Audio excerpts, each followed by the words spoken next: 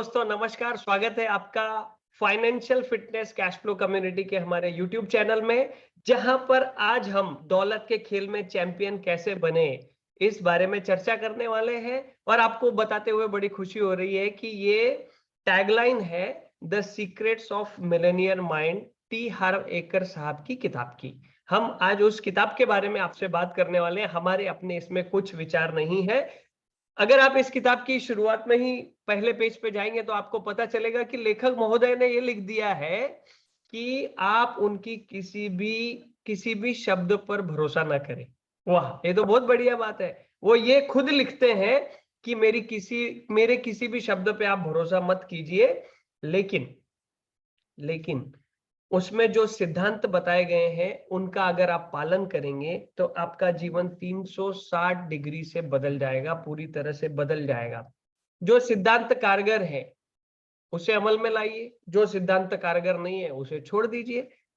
सी लेखक ये भी कहते हैं कि सफलता की इच्छा होना एक अलग बात है और उसकी प्राप्ति होना बिल्कुल अलग बात है।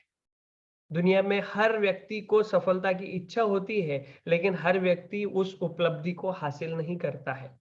आपने कई सारे सीडी सुने होंगे, टेप सुने होंगे, किताबें पढ़ी होंगी, कई सारी सेमिनार में गए होंगे और आपने अमीर बनने की कई तकनीकों को सीखा होगा। लेकिन लेखक का यह कहना है कि जब तक आप आपके अवचेतन मन में यानी आपके सबकॉन्शियस माइंड में वित्तीय ब्लूप्रिंट निर्धारित नहीं करते हैं, तब तक आप सफल नहीं हो सकते। आप इस किताब को पढ़ के ये भी जानेंगे कि क्यों बहुत सारे लोगों का अमीर बनना और बहुत सारे लोगों का गरीब बनना और बने रहना तय है। तो ये जो किताब है ये आपको कुछ ऐसी घोषणाएं भी बताएगी जिस घोषणाओं की वजह से आप आपके अंदर की कई सारी बेकार पड़ी जो फाइलें हैं उसको निकाल के बाहर फेंकेंगे, जिसकी वजह से पैसे के बारे में आपको कंडीशन किया गया है। पैसे के बारे में सोचने के लिए आपको कंडीशन किया गया है दोस्तों। और मानसिक ब्लूप्रिंट बदलने की कुछ रणनीतियां इस किताब में है, जिसके अगले अलग अलग हम इस वीडियो के चैप्टर्स में बात करेंगे। और सबसे बढ़िया बात यह है कि अमीर, गरीब और मध्यम वर्गीय के सोचने का क्या तरीका होता है, ये हमें इससे पता चलेगा। 17 दृष्टिकोण भी लेखक ने इस किताब में बताए गए हैं, जिसका इस्तेमाल करने पर कई सारे लोगों को सफलता की प्राप्ति हुई है। और वो कुछ ऐसे उदाहरण भी इस किताब में बताने वाले हैं जिसकी वजह से उन स्टूडेंट्स को सफलता मिली है। तो दोस्तों, लेखक अपनी कहानी से इस किताब में शुरुआत करते हैं और वो ये लिखते हैं कि जैसे कि आप में क्षमता है, मेरे में भी बहुत सारी क्षमता थी और उस क्षमता की वजह से मैं बहुत काम करता था, लेकिन परिणाम जो है वो कुछ ज्यादा सुखद नहीं होते थे।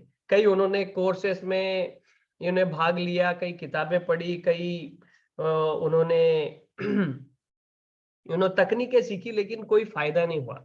वो सफल होना चाहते थे, बुरी तरह से उनके अंदर सफल होने की इच्छा थी, आकांक्षा थी, एम्बिशियस था, पर वो ये जानते नहीं थे कि वो क्या चाहते थे। लेकिन वो साबित करके दिखाना चाहते थे दुनिया को, अपने माँ बाप को, कि वो भी सफलतम बिजनेसमैन बन सकते हैं, वो भी जीवन में सफल हो सकते हैं। लेकिन नतीजा क्या हुआ? परिणाम जो होते थे वो बद से बदतर होते चले जाते थे। जब भी वो कुछ नया शुरुआत करते थे, परिणाम बद से बदतर होते चले जाते थे। और फाइनल रिजल्ट जो है वो कंगाल बने रहते थे। कंगाली का भयंकर रोग उन्हें हो गया था। उन्हें हमेशा ऐसा लगता था कि कोई सही बिजनेस उनको मिल जाए, कोई सही घोड़े की पहचान हो जाए तो वो कामयाब हो जाएंगे। लेकिन एक एक वाक्य ने उनको भीतर तक इतना हिला दिया कि बाकी सभी लोग उसी बिजनेस में रह के सफल हो रहे हैं, लेकिन ये कड़के बने हुए हैं।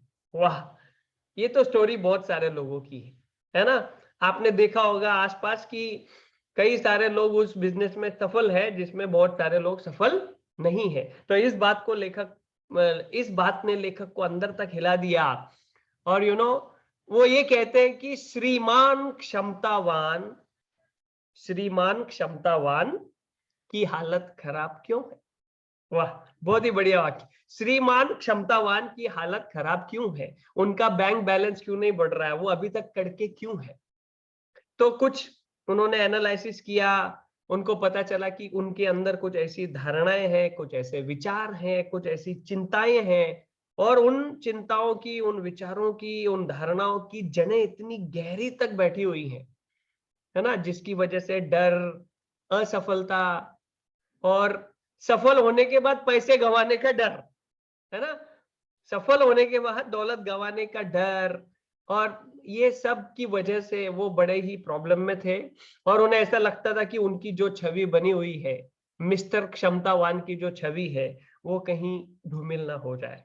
और इस सारी जद्दोजहद में लेखक महोदय का ये कहना है, टी हार्व एकर साहब का, कि इसी जद्दोजहद में मेरे पिताजी के एक दोस्त थे जो हमारे घर अक्सर आया करते थे। वो बैठ के ताश खेलते थे, पत्ते खेलते थे, और शायद उनके पिताजी ने उनके दोस्त को मेरे बारे में ये कहानी बताई होगी। और जब गुजरते समय उन्होंने उनको देखा, तब लेखक नीचे बेसमेंट में रहते थे, उनको मिलने गए और उनको कहा,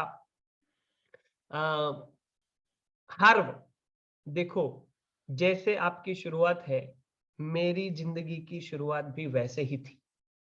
जब, है ना, टी हार्व एकर साहब ने ये शब्द उनके सुने, तब उनको ये पता चला, उनको ऐसा महसूस होने लगा कि हाँ, मैं अकेला ही इस सफर में नहीं हूं, मेरे साथ और भी लोग हैं, महानतम लोगों ने भी इस तरीके से अपने जीवन को शुरू किया है। जैसे उन्होंने ऐसा कहा, तो टी आर वेकर साहब को लगा अभी ये पिताजी की तरह ये भी भाषण देने के लिए यहाँ पर आ गए हैं, है ना। तो उन्होंने एक बहुत अच्छी लाइन कही कि हर वो, अगर आप अपनी इच्छा के अनुरूप सफल नहीं हो पा रहे हैं, तो इसका मतलब सिर्फ यह है कि ऐसी कोई तो चीज है जिसे तुम जानते नहीं। वाह, बहुत बढ़िया।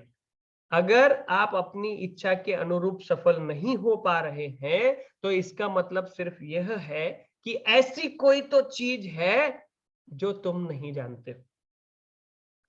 तो लेखक का कहना है कि उस समय मैं दीठ था, उसको ईगो था, और वो कहते हैं कि मुझ में ईगो था, मैं सब कुछ जानता हूं, है ना। इस तरह के विचार जो है उनके दिमाग में रहते थे, और वो खुद को सही भी मानते थे, लेकिन उनका बैंक अकाउंट जो है वो कुछ और ही कहानी दर्शाता था, क्योंकि वो कड़के ही रहते थे। आगे उन्होंने कहा कि उनके जो उन हर्व टी हर्वेकर साहब के जो पिताजी के दोस्त हैं, उन्होंने आगे ये कहा, वे कहते हैं कि अमीर लोग काफी हद तक एक जैसे तरीके से सोचते हैं। अमीर लोग काफी हद तक एक जैसे तरीके से सोचते हैं। हालांकि वो कहते हैं कि ये सटीक विज्ञान नहीं है, पर फिर भी ज्यादातर अमीर लोगों के सोचने का तरीका एक जैसा होता है। उनके सोचने के तरीके की वजह से उनके काम करने का तरीका तय होता है, और उनके काम करने की वजह से उनको परिणाम मिलते हैं। तो उन्होंने कहा कि बस आपको आपके सोचने के तरीके को और काम करने के तरीके को बदलना है, परिणाम अपने आप ही बदल जाएंगे। तो संदेह की दृष्टि से टी हार्वेकर जी ने उनके पिताजी के दोस्त को पूछ लिया कि तो अभी इस वक्त आप क्या सोच रहे हैं। तो अभी इस वक्त आप क्या सोच रहे हैं। तो उन्होंने कहा कि इस वक्त मैं ये सोच रहा हूं कि अमीर लोग अपना वादा निभाते हैं, और मैंने आपके पिताजी से वादा किया था कि मैं इस वक्त पर उनसे मिलने आऊंगा, और मैं उनसे मिलने के लिए जा रहा हूं। दोस्तों, लेखक ये भी कहते हैं कि उस समय दूसरी कोई चीज मेरे लिए काम नहीं कर रही थी, इसीलिए मैं उनकी बात सुन के काम में जुट गया, अमीर लोगों पर अध्ययन करने लगा, उनके मस्तिष्क की अंदरूनी कार्य पद्धति के बारे में अध्ययन करने लगा, और धन और सफलता का क्या मनोविज्ञान होता है उसके ऊपर मैं काम करने लगा, और कुछ सशक्त तकनीकें और रणनीतियां हमने सीखी जिससे आप दिमाग की दोबारा कंडीशनिंग कर सकते हैं, है ना। तो उनको ये भी पता चला, इस सारे अध्ययन के कश्मकश में उनको ये भी पता चला कि कौन से ऐसे विचार हैं जो उनको भारी दौलत से दूर रख रहे हैं। तो उन्होंने ये सारा अध्ययन करने के बाद ऐसा सोचा, क्यों ना कि ये जो चीजें पता चली है इसको परख भी लिया जाए। तो परखने के लिए उन्होंने क्या किया कि उनको व्यायाम करने में दिलचस्पी थी, तो उन्होंने अपनी सिटी में एक रिटेल फिटनेस स्टोर को खोल लिया। और रिटेल फिटनेस स्टोर खोलने के बाद, है ना, उसके लिए उनके पास पैसा नहीं था, लेकिन इस बार उन्होंने $2000 का उधार लेकर अपने क्रेडिट कार्ड से उस रिटेल फिटनेस स्टोर को खोला। इस बार लेखक का कहना है कि मैं सफलता के लिए पूरी तरह समर्पित था, मैं जीतने के लिए, खेलने के लिए आया था, और मैंने ये निश्चय कर लिया था कि इस बिजनेस को मैं तभी छोड़ूंगा जब मैं इस बिजनेस से मिलेनियर बन जाऊंगा। उनका ये भी कहना है कि पुरानी कोशिश जो है, जो मैं पुरानी कोशिश किया करता था, ये नजरिया बिल्कुल उससे विपरीत नजरिया था, बिल्कुल विपरीत नजरिया था। पहले की सोच अल्पकालीन थी, अभी की सोच दीर्घकालीन है। और उन्होंने ये भी निश्चय किया कि अगर इस दरमियान कोई भी हानिकारक विचार आएंगे तो मैं उनको मस्तिष्क में घुसने नहीं दूंगा, क्योंकि मैं अभी ये जान गया हूं कि ये हमारा मस्तिष्क ही है जो हमारी सफलता के बीच में आता है बाधा बनकर। तो उन्होंने हर उस सिद्धांत का उपयोग किया जिसके बारे में उन्होंने अध्ययन किया था। और फिर नतीजा क्या हुआ? क्या नतीजा अच्छा था? बिल्कुल। नतीजा तो उन्होंने कहा कि बेहतरीन था। अगले 1 साल में उन्होंने 10 स्टोर खोल लिए, और 10 स्टोर खोलने के बाद 2 साल की छुट्टी पर चले गए। उनके पीछे भी वो स्टोर बहुत अच्छे से चल रहे थे। और जब उन्होंने महसूस किया कि ये तो बहुत ही अच्छा है, ये लोगों के लिए भी काम आएगा, तो उन्होंने व्यक्तिगत व्यावसायिक परामर्श देने का बिजनेस शुरू किया। In short consulting business, businessman लोगों को कंसल्टिंग देने का बिजनेस उन्होंने शुरू किया। और जब उनके कुछ स्टूडेंट्स ने उनकी इन सभी तकनीकों के ऊपर अमल करना शुरू किया, तो उनको भी बेहतरीन रिजल्ट मिलने लगे। इतने बेहतरीन रिजल्ट मिलने लगे कि जो उन्होंने खुद भी नहीं सोचे थे कि ये इस तरह से बिजनेस फलने फूलने लगेगा। और फिर इस बीच उनको एक दोस्त ने सलाह दी, यार क्यों ना आप एक स्कूल ही खोल लो। तो उन्होंने फिर एक स्कूल ही खोल लिया, मिलेनियर माइंड इंटेंसिव करके सेमिनार वो लेते हैं। उन्होंने ये कहा, और उस सेमिनार में वो तीव्र गति से सफलता दिलाने के लिए स्ट्रीट स्मार्ट रणनीतियां सिखाते हैं। स्ट्रीट स्मार्ट रणनीतियां। और दोस्तों, लेखक ये भी कहते हैं कि इन सारी सेमिनार को लेते हुए मैं कई शहरों में घूमा, हवाई सफर किए, और मैंने ये जाना कि एक रूम में बैठकर यदि 2 लोग एक जैसी चीजों को सीखते हैं और उनमें से एक अमल में लाता है, तो वो रॉकेट की तरह सफलता को हासिल करेगा। और दूसरे के जीवन में क्या होगा? जाहिर सी बात है, कुछ नहीं। तो उनका ये कहना है कि चाहे आपके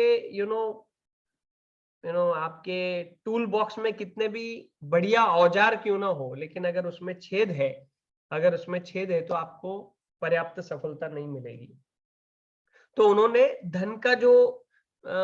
धन की सफलता का जो अंदरूनी खेल होता है, अंदरूनी खेल पर काम करना शुरू किया। अंदरूनी खेल को बाहरी खेल से, यानी अंदरूनी टूल बॉक्स को बाहरी औजारों से जब उन्होंने मिला दिया, तो हर व्यक्ति के लिए परिणाम जो है एकदम बेहतर आने लगे, और जिसे हम इस किताब में आगे चल के सीखने वाले हैं। दोस्तों, पैसे के अंदरूनी खेल में इतने माहिर इतने माहिर कैसे बने ताकि दौलत बनाने के खेल में आप जीत सकें। यानी दौलतमंद बनने के लिए दौलतमंद सोच को कैसे हासिल किया जाए, ये इस किताब का महत्वपूर्ण मुद्दा है ना।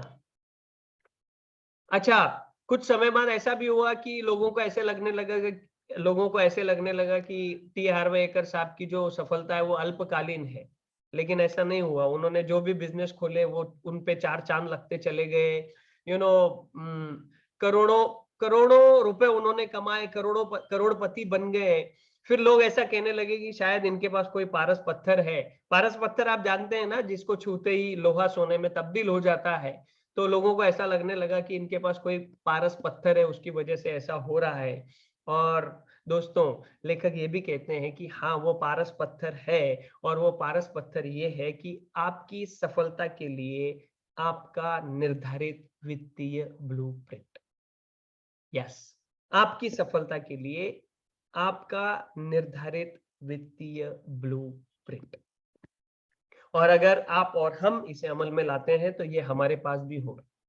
तो वो कहते हैं कि जब क्लास चलती है तब मैं पूछता हूं कि कितने लोग सीखने के लिए आए हैं।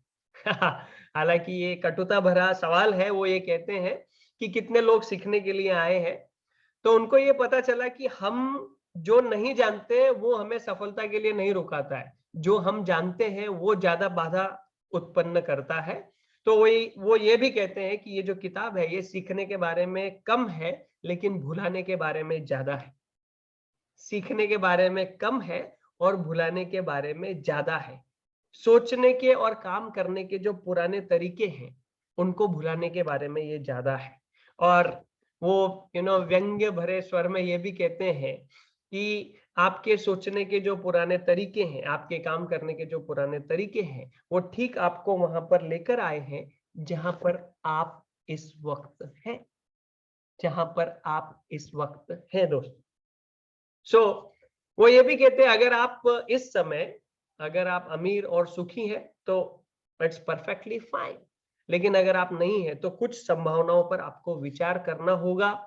आपके टूल बॉक्स में कुछ औजार फिट नहीं बैठ रहे हैं, जिन औजारों को आप तो उचित मानते हैं कि आपके लिए ये सही है, पर शायद वो ऐसे नहीं है।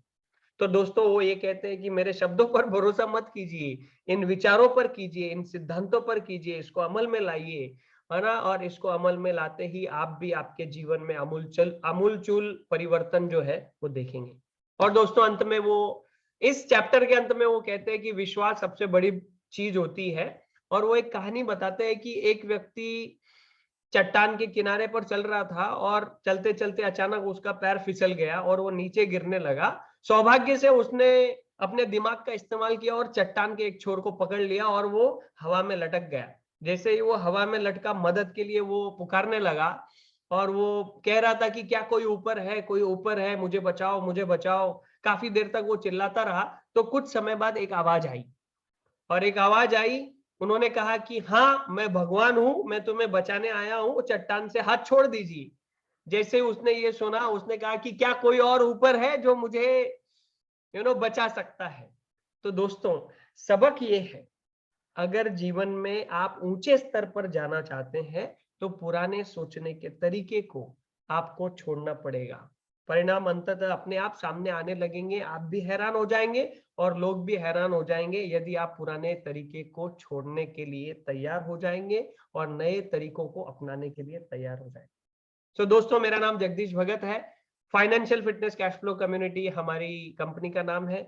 आपको ये वीडियो पसंद आया तो हमारे चैनल को जरूर सब्सक्राइब कर लीजिए, लाइक कर दीजिए। और हम अगले इस वीडियो की श्रृंखला में अगले चैप्टर्स को सुनेंगे, समझेंगे, सीखेंगे। और इसी के साथ आपको एक बहुत अच्छी गुड न्यूज देना चाहते हैं कि कैश फ्लो बढ़ाने का काम हम करते हैं स्टॉक मार्केट एसेट क्लास के माध्यम से। और हमारी अगली वेबिनार जिसमें आप स्टॉक मार्केट से एक नई इनकम जनरेट कर सकते हैं, उसको सीख सकते हैं। अगर आप ऑलरेडी कर रहे हैं और ज्यादा मुनाफा नहीं कमा पा रहे हैं तो जरूर इस वेबिनार के लिए रजिस्टर कर लीजिए। बहुत बहुत धन्यवाद।